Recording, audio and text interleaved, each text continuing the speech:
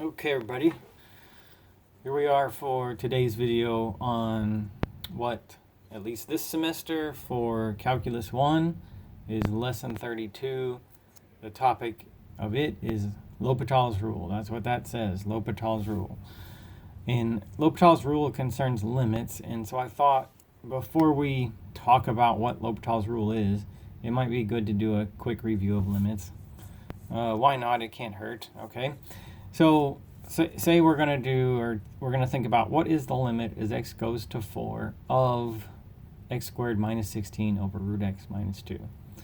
You can think about that this way, that as the x were to get closer and closer and closer to 4 from both sides, which is what you see over here, then where would the y go, right? You'd think there'd be a connection between the x and the y.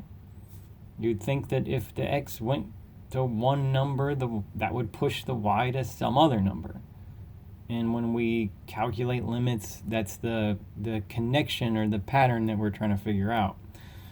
So I made this table just to get some calculations on paper and just to see if there's a pattern to it. If the x does get closer and closer and closer to 4, which is what you see here, is the y just random or does it get closer to something? Well, look at these numbers. Very incrementally, gradually, progressively, they get closer to 32 is what it looks like. Like 33.8, 32.6, 32.1. That's like, looks like we're getting closer to 32 that way, and then this way, 30.8, 31.4, 31.9. You know, it would be reasonable. It at least wouldn't be crazy to think that if I continued this, if I pushed even closer to 4, these numbers would meet in the middle at 32, okay? So that's what I'm seeing from the table. And we would say the value of the limit is 32, all right?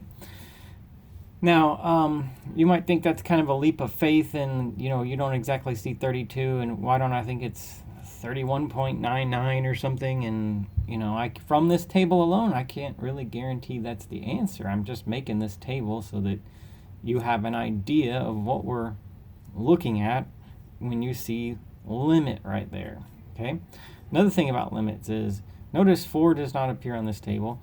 And in this formula, if I put 4 in for x, it's undefined. Like there is not an answer that you get back out of that if you put 4 in for x. But that's an arrow, not an equals. We're looking as x gets close to 4. What happens to at 4 here is irrelevant to the question. All right. So we don't worry at all for the sake of doing this. What happens at 4, just as x gets close to 4. Okay. All right. Now, so as far as what L'Hopital's rule is, we use L'Hopital's rule to calculate limits that are indeterminate forms. Okay? An indeterminate form is a form of 0 over 0 or infinity over infinity. Okay? That's what L'Hopital's rule is for. All right? So when I do this question, I first want to show you that it's an indeterminate form, and then I'll show you how L'Hopital's rule is used. So there's two things that are involved in it. So here's why I would say this is an indeterminate form. All right. Suppose I tried to do this limit by just plugging the 4 in. All right. Just bear with me. Suppose that's what I tried to do. Some limits you can do that way, but let's see what we get if we just plug the 4 in. We'll get 4 squared minus 16 and root 4 minus 2, and that is in fact a 0 on the top and a 0 on the bottom, and that's an indeterminate form. So this is the kind of problem you can do by L'Hopital's rule. Okay? All right. Now here's how L'Hopital's rule works. Okay, so say I want to do this problem. Limit x goes to 4. X squared minus 16 over root x minus 2. Okay, that is an indeterminate form. L'Hopital's rule would progress like this. All we do is we take the derivative of this formula on top and the derivative of this formula on the bottom, and then we reevaluate the limit. So in other words, this limit becomes the limit as x goes to 4. What's the derivative of x squared minus 16? That's 2x. What's the derivative of root x minus 2? 1 over 2 root x. Okay, so this is not the quotient rule. This is just the derivative of the top, 2x, and the thing on the bottom, 1 over 2 root x. And then after we do that, we attempt this limit again. Like, so say now at this point, you just plug the 4 in order to see what you get. Are you going to get 0 over 0 or infinity over infinity? Let's try it. So I put the 4 in up here. 2 times 4 is 8. Okay, so no problem there. And I put the 4 in down here, and I'll get 1 over 2 root 4, right? And that's going to be 1 over 4. So I'll get 8 divided by a fourth, and that's going to be 32. Okay, so the limit is 32. What's that mean when I say that the limit's 32? Well, it means this, right? The closer the x is to 4, closer the y is to 32. See how I just did the same problem, but I did it a different way. Why have the other way of doing it? Well, like I said, it's just looking at those numbers, it's a little bit of a leap of faith to think that the answer is ultimately 32. But, you know, this is nice and clean. You just get to the point where you plug in a number and you say, what's 8 times 4? There's your answer, 32. Okay, so that's where we start with L'Hopital's rule. First, make sure that the problem's in indeterminate form. That's this part. Okay. All right, must do that first. And then second, if it is an indeterminate form, we could proceed by taking the derivative of each part individually, reevaluate the limit from there. Let's look at another one. Okay, so what about this one? Should I start by taking the derivative and doing it? Should I do that? Should I do it like that, like I did this last one? Well, what I notice about this is it's, you know, not indeterminate. Okay, it's not an indeterminate form. Okay, so in that case, I could just plug in the number, right? It's not indeterminate because when I take this and I just put the 4 in to see what happens, I'll get 4 squared over 4 plus 4, which is 16 over 8, which is 2, right? An indeterminate form is not something you can calculate. You know, 0 over 0 is not something you can calculate. Infinity over infinity is not something you can calculate. But 16 over 8 is something you can calculate. All right, so this is not an indeterminate form, and I put this in here in the midst of these other problems just so that we realize that we're not just going to do them without thinking about them. We have to make sure it's an indeterminate form before we proceed with L'Hopital's rule. Well, so let's look at this one then. Okay, limit x goes to 0 sine 4x over sine 2x. Well, let's look at the form first. Right? We're supposed to do that first. You know, maybe it's like this one where it's not indeterminate at all and we plug the 4 in or whatever the number is. So anyway, so the form would be, I guess, like this. Sine of, put 0 for x, 4 times 0 over sine, put 0 for x, 2 times 0. So like this, and sine of 0 is 0, and so sine of 0 is 0. Okay, so it is indeterminate. And how do we do limits that are indeterminate forms? I guess the procedure is really pretty simple. We take the derivative of each part and we reevaluate the limit, right? So that's what L'Hopital's rule is, and it's for this exact situation that you have here and so on.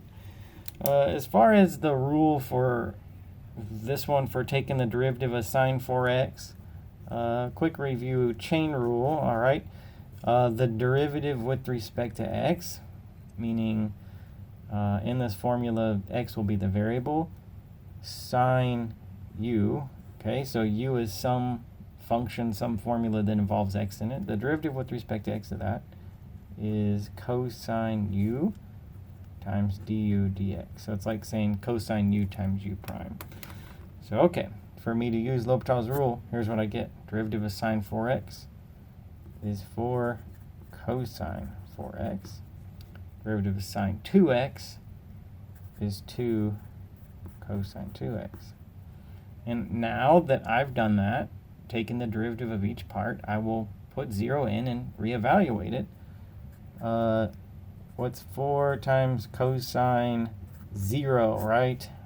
If I want to know what happens when x goes to 0 at this point, I'll try plugging 0 in. And then 2 times cosine 0. Well, cosine of 0 is 1, so we'll get 4 over 2. 4 times 1 over 2 times 1, which is just 2. All right.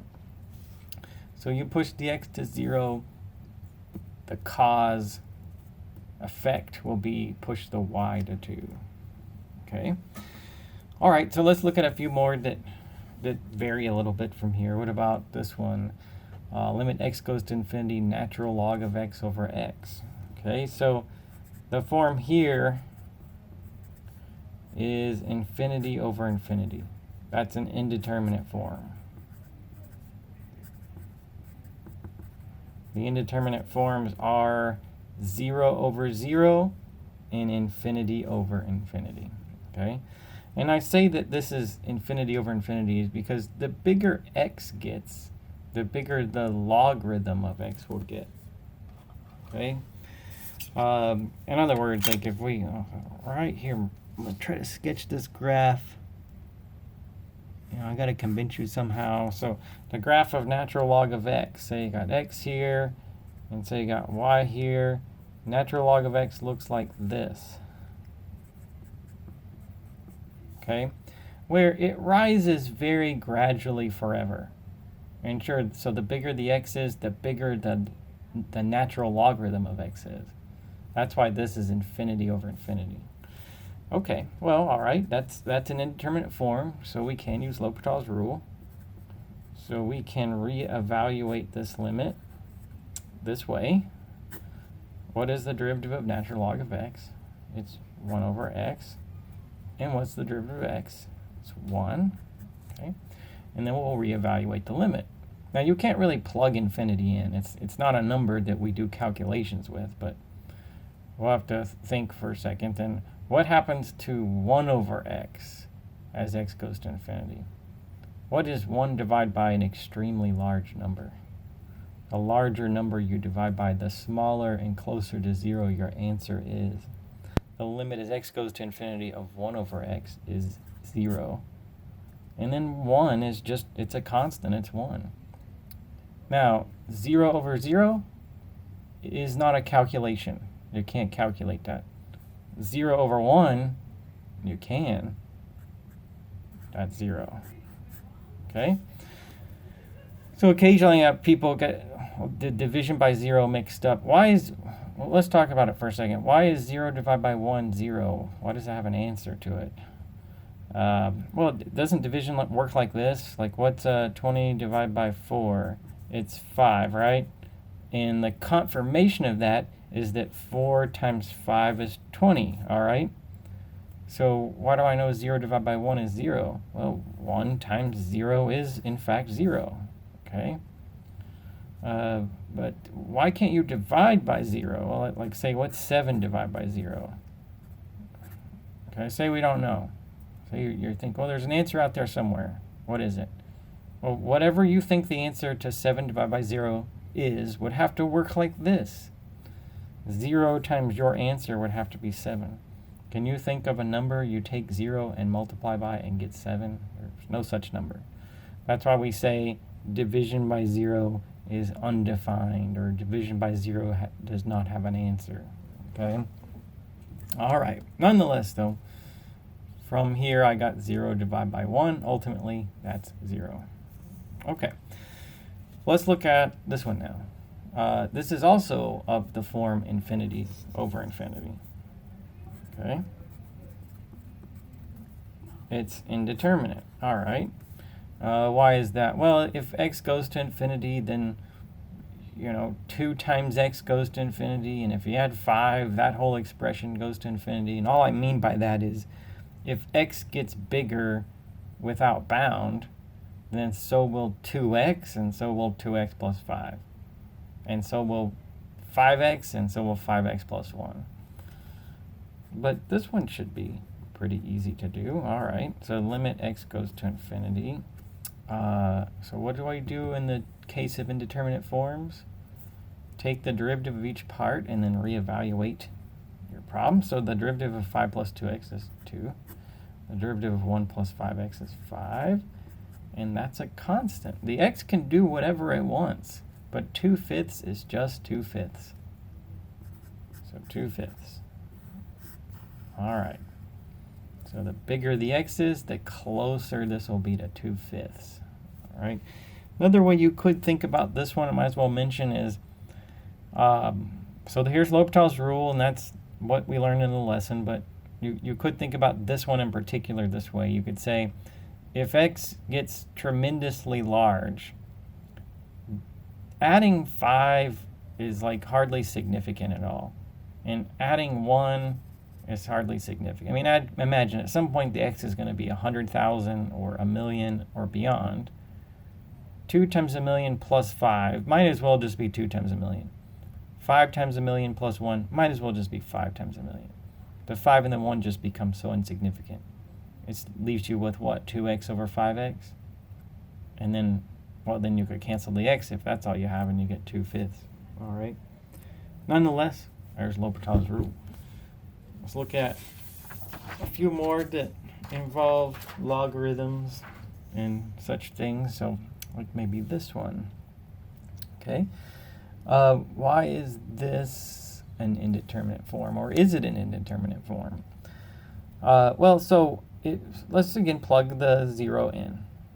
Okay. So just to make sure, because we only use L'Hopital's rule on indeterminate forms. So this is the form natural log 1 minus 0 over 0. Right? Okay. I need to make sure this is 0 over 0, not 4 over 0, but it's 0 over 0. That's the indeterminate form. And this is natural log of 1 over 0. And if you calculate that, natural log of 1 is 0. And of course, we got already a 0 on the bottom. All right, so it's an indeterminate form. L'Hopital's rule. Now you've seen it several times. Maybe you already know. What's the derivative of natural log of x? What's the rule for that? The derivative with respect to x of natural log of u, where u is some formula, some function that involves the x, is 1 over u times du dx. And you could think of that like 1 over u times u prime. So that natural log of 1 minus x, that will look like this. Let me see. We're going to have all kinds of fractions with this one. 1 over 1 minus x times negative 1. 1 over u times du. And then what's the derivative of x? It's 1. All right. So is it still indeterminate? Let's plug the 0 in and see. Remember, so I verified it's an indeterminate form. Okay, then I took the derivative of the top, which you see here, and the bottom, which you see here. I'll plug 0 in. I don't have a problem with what I get. If I plug 0 in, it's 1 over 1 minus 0. That's 1 times negative 1 over 1. That's what I get at this point with that number, and that's negative 1. All right. There we go. Now maybe you can see why we call these forms indeterminate. It's like 0 divided by 0 is not something you can calculate for this reason. In this problem, it's like 0 divided by 0 was 2. And then now in this one, it's like 0 divided by 0 is negative 1. So it's indeterminate. I mean, what 0 divided by 0 might be, who knows? It could be anything, I guess. Depends on the problem. All right, so let's do these two together, and then we'll move on to something a little bit different. Now, I had a graph already for this one that I showed you, and I don't know. You could do, this is not an indeterminate form. You could do it like this, okay? You make a table if you want to. This is not an indeterminate form because it's not a fraction, right? How could it be 0 over 0 or infinity over infinity if it's not a fraction to begin with? So for this one, I just want to establish something. So I drew a graph in another problem, and it looked like this. Okay, so here's the graph of natural log of x. Y is equal to natural log of x. It looks like this. It hits the x-axis at 1 for x, 0 for y. Natural log of 1 is 0. That's what that says. Natural log of 1 is 0. And it has a what we call a vertical asymptote on the y-axis, meaning that it, that gap right there between the curve and the y-axis just gradually closes in more and more. The curve never touches the y-axis, never crosses over. And what that means, if you look at it, is the closer, just follow the points on this, the closer the x-coordinate gets to 0, the further down the y-coordinate is. So it's negative infinity. Okay? If the x goes this way, just follow the points.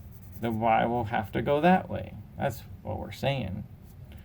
Now, I wanted to establish that so we can do this one. Okay? Initially, this doesn't look like an indeterminate form, but it's not something we can calculate either. Let's see, what form is it?